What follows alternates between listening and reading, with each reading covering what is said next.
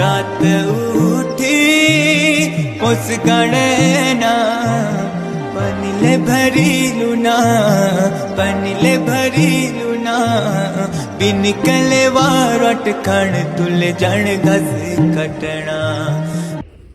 Hello दोस्तों, कई लोग सोचते होंगे शादी के बाद ससुराल में तो कुछ ऐसा काम करेंगे ही नहीं है, ऐसा वाला। लेकिन क्या करें, करना पड़ता है। कुछ सालों पहले 10-15 साल पहले मैं भी ऐसी सोचती थी, मायके में चाहे गोबर होबर सारा काम करो, और तो ससुराल में ऐसा सोचा था कि नहीं करेंगे, कोई ऐसा काम करेंगे बैठा बैठे जिससे पैसे आ सके। ये सब खेती पाती करने की क्या ज़रूरत है अगर बैठे बैठे हो गया तो। लेकिन ऐसा नहीं होता है। हम पहाड़ी हैं, पहाड़ में रह रहे हैं तो सब कुछ करना पड़ता है। गोबर, मिट्टी, खेती पाती, बाग बगीचे।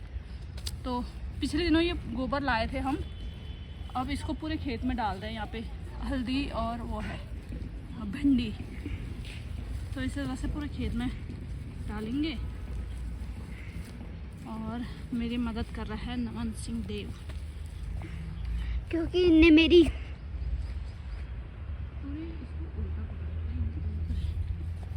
क्रिकेट में मदद की। क्रिकेट खेला तुमने? क्रिकेट में मदद की तो बोल ही नहीं पाया तो। क्रिकेट में मदद की ने, बॉल निकालने में मदद की। मैंने रील्स ही बना रखी है। और क्या?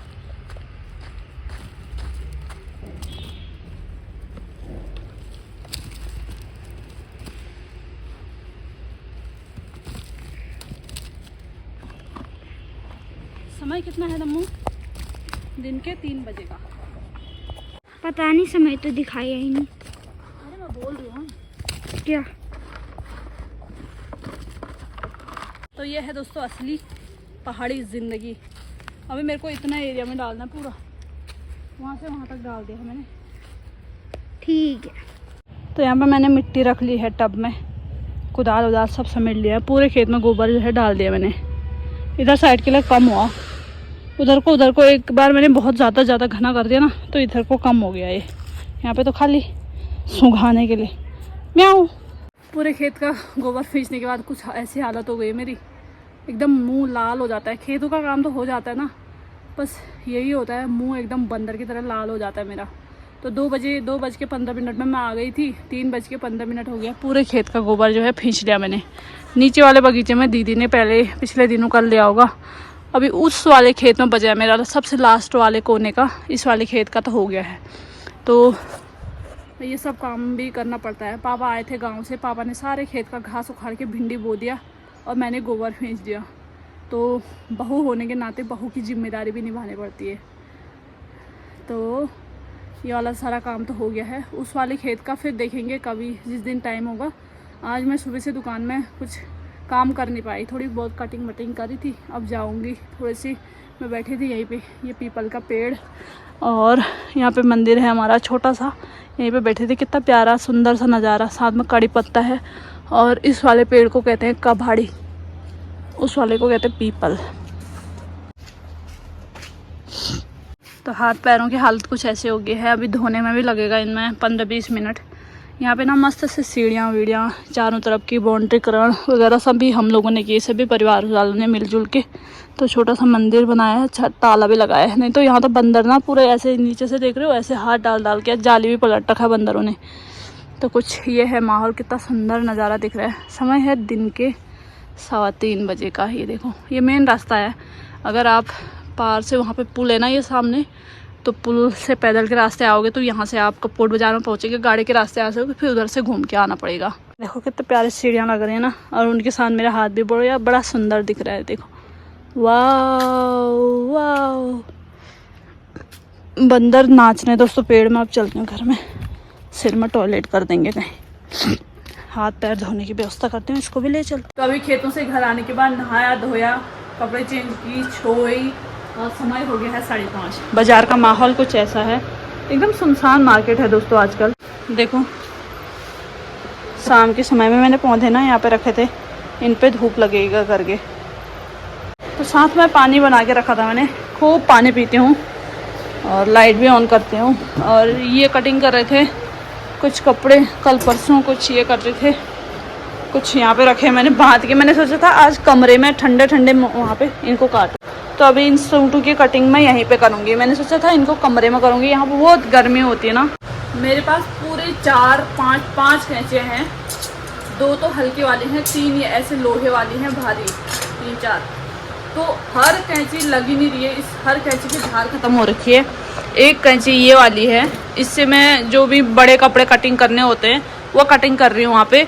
और मशीन में छोटी छोटी चीज़ें काटने के लिए इससे काट रही हूँ। कभी गले वले की कटिंग ऐसे करना है तो इस लग ही नहीं रहे हैं, तो मन नहीं कर रहा है काम करने में। पिछले 3-4 बार हम जो पास में अंकल जी के वहाँ गए थे ना पिछले दिनों, वहाँ पे ले जा रही हूँ मैं कैंची को। स्कूटी में नम्मू के पापा को बोल रही हूँ ले जा दो करके, वो अंकल जी वहाँ पर से गायब ही हैं। कभी दुकान खुली है तो वो अंकल जी हैं नहीं वहाँ पे, कभी दुकान बंद। तो परेशान हो गई हूँ। और यहाँ से बागेश्वर जाने वाला भी ऐसा कोई मिलता नहीं है जो कैंची में धार लगा दे, मतलब ले जा दे और ला दे। खुद ही जाना पड़ता है, दूर है 20-22 किलोमीटर, तो मुश्किल हो जाती है। तो इनसे लग ही नहीं रहे, परेशान हो गई हूँ काम करने के लिए, तभी काम सिलने का मन ही नहीं करता। अब कटिंग करूँगी, कटिंग करके रख लेती हूँ जमा। अभी वो वाले सूट काटती हूँ, फिर एक फ्रॉक काटना है। तो शाम हो गई है, दुकान मैंने बढ़ा ली है। इससे पहले मैंने देखो 5 पैंटों की कटिंग एक साथ की है, 1 2 3 4 5। ये बैक पार्ट है और ये फ्रंट पार्ट है। अब इसी के साथ के कुर्तियों की कटिंग मैंने करनी है। तो ये सारे सूट एक ही के हैं, जिसके मतलब सारे सूट एक ही क्लाइंट के हैं, तो मैं इनको एक ही साथ काट रही हूँ। तो इसमें सबसे पहले क्या करना होता है ना, प्रेस वगैरह करना होता है। मैंने सारी लाइनें मिटा ली प्रेस करके। पूरे प्योर कॉटन के सूट हैं तो कटिंग करना अच्छे से बिछाना आसान हो जाता है। एकदम फिसलन वाले कपड़े होते तो इधर उधर फिसल जाते हैं। तो कॉटन का सूट क्या होता है, जहाँ पे रखूँगी वहीं पे फिट हो जाएगा। तो एक एक करके मैं इसी तरह से इन सारे पार्टों को बराबर से रख लूँगी। ये वाली चौड़ाई जो आपकी हिप्स है उसकी फिटिंग जितनी है हिप्स की, उससे आप 2 इंच एक्स्ट्रा रखो तो वो फिट रहेगा। तो मैंने ये 12 इंच का ये फोल्ड कर लिया और ये हाफ फोल्ड किया, क्योंकि यहाँ से मैं स्लीव्स निकालूंगी। फिर इसके बाद ये बैक पार्ट और ये फ्रंट पार्ट, तो फ्रंट पार्ट को बराबर से बीचों बीच फोल्ड करेंगे। ऐसा क्यों करेंगे, क्योंकि हमारे यहाँ पे ये पैच बना हुआ है, तो ये हमें यहाँ पे चाहिए। तो इसको हम ऐसे बराबर, वैसे तो हम इसको खोल के निकाल के दोबारा भी लगा सकते हैं, लेकिन अभी ये इससे अच्छे से फिनिशिंग से बना हुआ है और गले वगैरह भी सब सेम बनाने हैं, तो हम इसको ऐसे ही रख लेंगे। किसी में मतलब शॉर्ट गले हैं, बोट नेक, तो कंधे वगैरह सारी चीज़ें एक ही जैसी होंगी इसमें। अगर किसी में इन्हीं के साथ अगर एक सूट में अगर डीप गला होता तो उसकी कटिंग फिर अलग करना होता। तो एक सूट बिछा लिया है, ये दूसरा सूट भी ये सेम ही है, ये फ्रंट पार्ट है। तो बड़ी बड़ी फैक्ट्रियों में कटिंग होती है ना, वो भी ऐसी होती है, लेयरिंग। तो वो भी ऐसे कटिंग करते हैं, लेयरिंग करते हैं, पूरा लेयर बिछाते हैं पूरे थान को, पूरे बड़े से काउंटर में, मतलब यहाँ से लेके लंबा काउंटर होगा उस पर पूरा थान को बिछाएंगे और उसके ऊपर ऐसे फीते से नहीं नापते हैं, उसके ऊपर फर्मा कटिंग होती है, जैसे कागज़ों पे कटिंग होती है ना, बड़े बड़े गत्तों पे सूट की कटिंग होती है, उसको बिछा देंगे, निशान लगा देंगे, बड़े कटर मशीन से कटते हैं। ये हो गया। फिर ये बैक पार्ट है, चौथा, ये 5वां, इनको भी बिछाती हूँ मैं फटाफट ऐसी।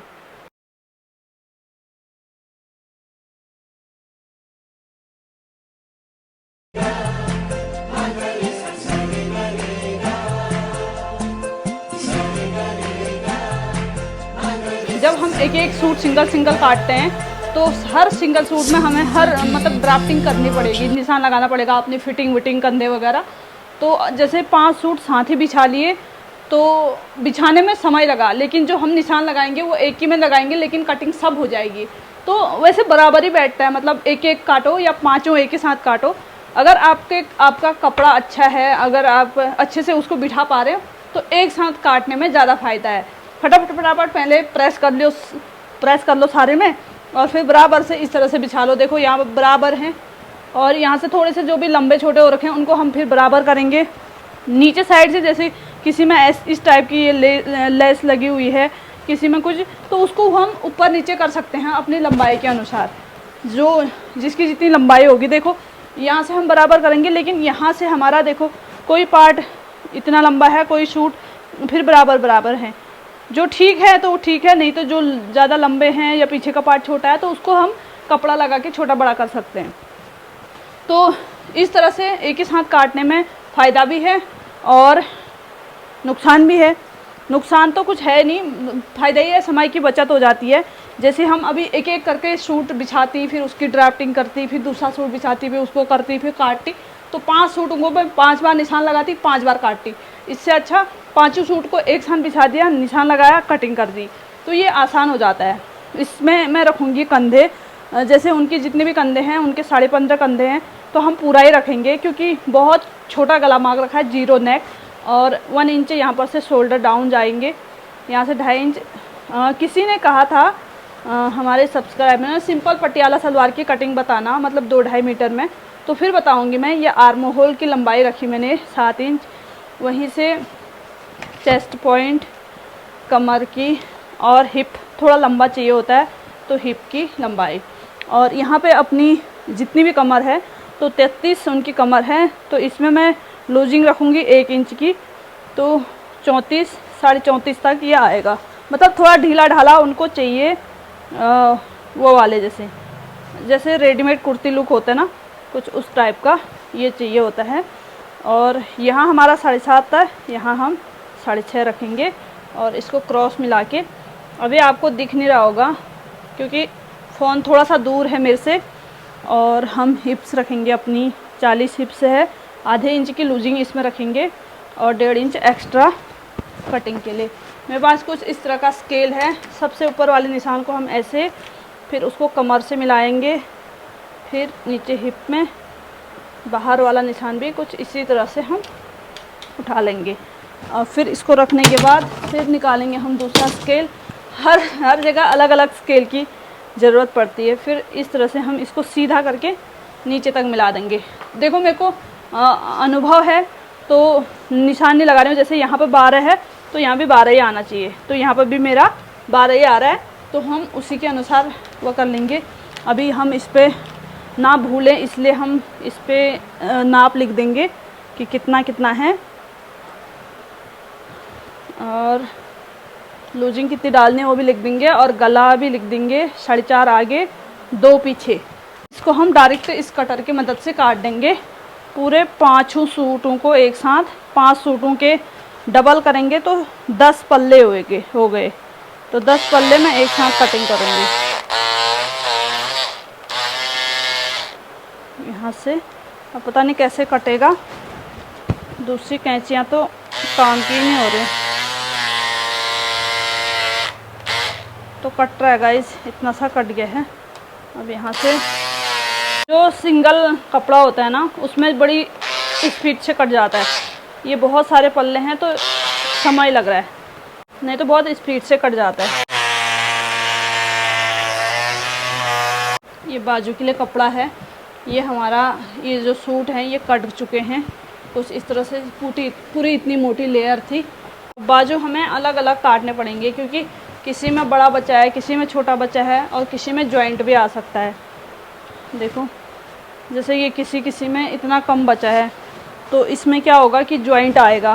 फिर ये भी ध्यान रखना होगा कि एक हाथ के बाजू में अगर ये फूल खड़े खड़े हो रहे हैं तो दूसरे में डाउन नहीं होने चाहिए, तो उसको भी अलग अलग करके फिर इनको बाजू को जो है अलग अलग ये काटने पड़ेंगे। तो कुछ इस तरह से मैंने आज 5 सूट की कटिंग एक ही साथ की। मैं बाजू की कटिंग करती हूँ, फिर मिलूँगी आपको किसी अगले नए वीडियो में, और मैं आपको अच्छे से ही किसी दिन जिसको पटियाला सलवार की कटिंग सीखनी है उसके लिए मैं पटियाला सलवार की कटिंग ज़रूर सिखाऊंगी।